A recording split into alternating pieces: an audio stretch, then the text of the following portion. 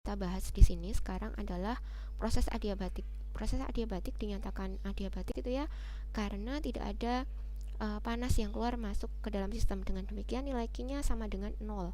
Nah, kalau teman-teman bisa lihat grafiknya, pada proses adiabatik, maka kerja yang dihasilkan ini di sini akan bersesuaian dengan nilai min delta U. Yang mana min delta U ini akan ada kaitannya dengan nilai delta T karena melibatkan pada perubahan temperatur seperti itu. Nah, makanya ketika W-nya akan bersesuaian dengan min delta U, dan delta U ini sendiri akan bersesuaian dengan persamaan CV kalikan delta T begitu. Nah, contoh pada proses adiabatik adalah memompa ban sepeda. Nah, teman-teman bisa cari contoh yang lainnya, proses adiabatik itu yang seperti apa sih begitu. Kok nggak ada kalori yang keluar ataupun masuk begitu.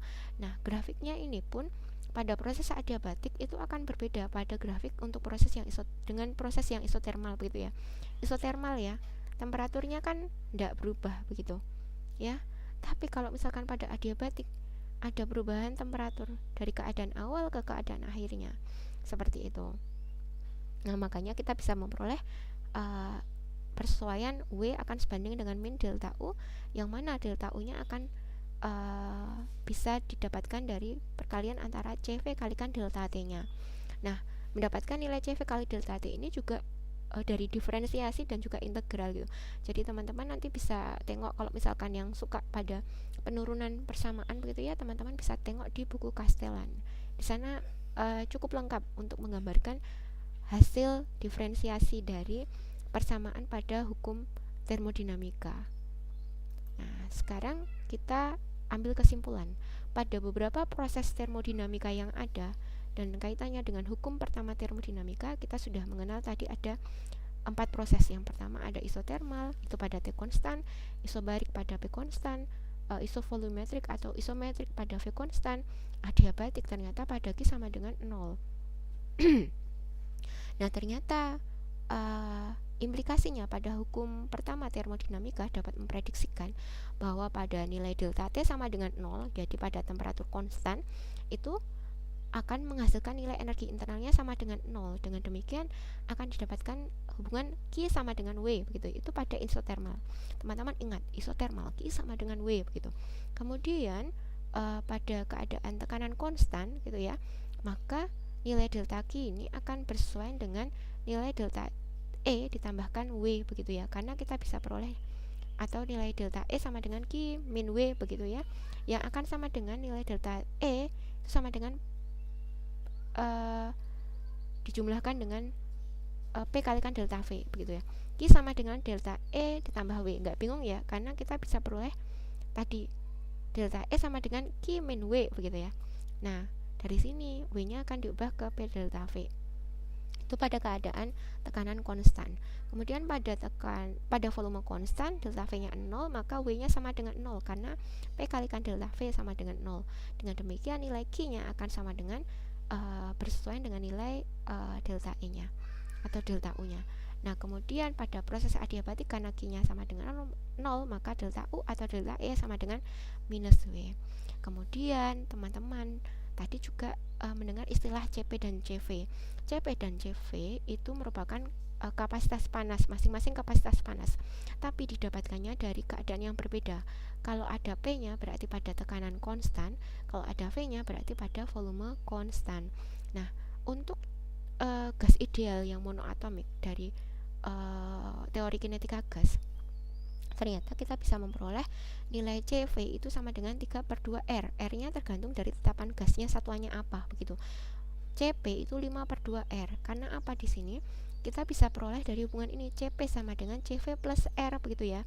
CV plus R, CV-nya 3/2 ditambah R. R ya, 3/2 ditambah R. Hasilnya adalah 5/2R begitu. Nah, jadi kalau misalkan teman-teman bisa peroleh grafik yang isinya bermacam-macam proses gitu ya, nanti bisa dilihat nilainya ya dari sini, dari proses A, B, B ke D, D ke A dengan nilai yang bermacam-macam begitu ya. Jadi proses ADB ini ternyata prosesnya bisa didapatkan dari berbagai macam atau gabungan proses yang ada. Nah sekarang konsep cek, silahkan menjawab bagi yang uh, ingin menjawab. Kalau bisa sih semuanya mau menjawab gitu ya. Nah kaitan dengan kerja pada proses isotermal dan juga adiabatik.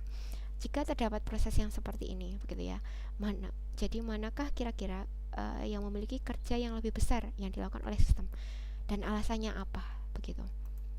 Nah, kemudian konsep cek yang lain diperoleh sistem seperti ini, maka teman-teman diminta untuk menghitung total kerja oleh sistem pada proses BDA dan juga total panas yang mengalir ke sistem, gitu ya.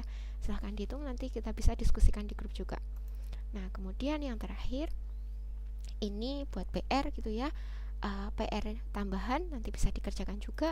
Kemudian kaitan dengan percobaan Joule dan juga Thomson. Nah, percobaan Joule dan Thomson ini jadi kolaborasi begitu ya. Nah, ternyata dari percobaan yang dilakukan begitu ya, dengan mengaitkan aliran gas pada dua wadah yang berbeda diberikan sekat gitu ya dengan luas penambang tertentu.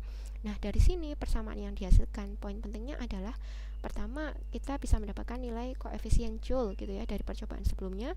Kemudian yang kedua adalah koefisien Joule dan juga Thomson dengan simbol yang berbeda-beda diperoleh dari persamaan ini begitu ya. Jadi dp dt, jadi bacanya ini ya dt dv begitu, perubahan temperatur, perubahan volume pada U nya tetap di sini ya, sama dengan 1/CV dikalikan P dikurangi T, tekanan dikurangi temperatur, dikalikan perubahan tekanan dan perubahan temperatur seiring dengan perubahan temperatur pada volume konstan. Kalau yang ini pada P konstan, seperti itu. Dan ini ada kaitannya dengan larinya ke delta U, delta H, seperti itu. Begitu. Jadi nanti teman-teman dari nilai delta U dan delta H juga bisa mendapatkan hubungan begitu ya. Delta U ini pada keadaan P atau V konstan gitu ya. Delta H ini pada keadaan P atau V konstan ya, seperti itu. Jadi nanti bisa ditengeri atau bisa diperhatikan asalnya dari mana, manakala kita menyebutkan delta U ataupun delta H, ini keadaannya akan berbeda. Nah, ini juga akan terlihat di sini juga gitu ya, manakala CP muncul itu untuk variabel yang apa gitu ya, delta U atau delta H ya, kira-kira nanti seperti itu. Baik, ini tambahan untuk PR di rumah, dikumpulkan hari Senin ya. Iya, kira-kira di hari Senin aja gitu. Nggak usah bikin mind map, tapi PR-nya di sini agak banyakan juga gitu. Jadi mind map-nya nanti aja kalau udah ada kaitan dengan hukum termodinamikanya udah selesai gitu. Nah, di Castellan teman-teman bisa buka halaman 145, kerjakan nomor 7.1, 7.3, 7.8, 7.9. Nah, PR untuk hari ini agak banyak, untuk perhitungannya ada 10, tapi nggak apa-apa, teman-teman niatkan untuk belajar begitu ya. Nah, semoga jadi tambah paham. Begitu teman-teman yang bisa kita bahas untuk hari ini terkait dengan hukum pertama termodinamika. Untuk minggu depan teman-teman kita akan membahas tentang aplikasi dari hukum pertama termodinamika, dan teman-teman silahkan membaca terlebih dahulu. Insya Allah ini juga enak untuk diskusi, dan ada kemungkinan kita akan diskusi seperti kemarin begitu ya, karena yang ini materinya nggak terlalu sulit untuk yang pekan depan begitu. Terima kasih atas atensinya dari semuanya. Banyak kurangnya dari Bu Nisa saya mohon maaf. Kita akhiri dengan bacaan hamdalah, alhamdulillahirabbil alamin. Sehat-sehat semuanya dan sampai ketemu lagi. Assalamualaikum warahmatullahi wabarakatuh.